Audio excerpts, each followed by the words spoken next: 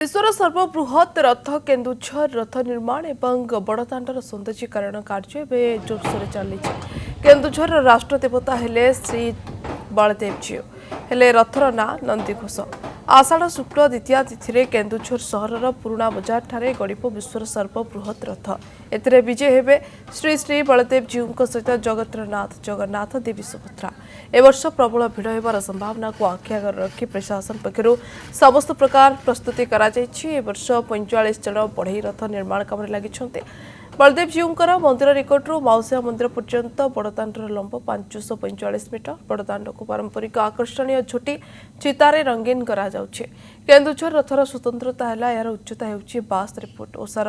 45 foot यह 16टी चका विशिष्ट केन्दुझर रथ विश्वर सबुठार उच्चतम रथ बोली Guinness book of world record रे स्थान पाई।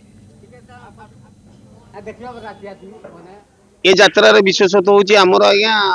केउझर जो आदिवासी गड़जात अंचल आज्ञा भूया जुआंग को नहीं यात्रा होची तांको मानकर जो परंपरा अच्छी विधि अनुसार आमर ये यात्रा टी संपृक्त अच्छे आज्ञा प्राय यात्रा आदिवासी लोकंर जनगहली बेसी रहे। बर्तमान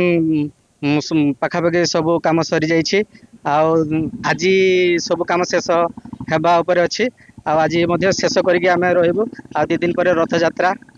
आ बड़दाण्ड सर्वबृहत विश्वर सर्वबृहत रथ गढ़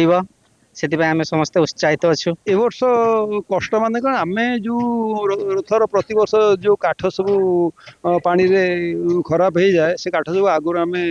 लिस्ट कर काठ सब आने पड़ो से आम आगुरी 6 मास आगु लिस्ट करके जन था देवतर विभाग को से गुड़ाक आमर कौन टी आगुरी आम 4-5 मास आगुरी आम रिपोर्ट देवा भितर 3-4 मास आगुरी आम पाइबा रथ काम सुरखुर हो।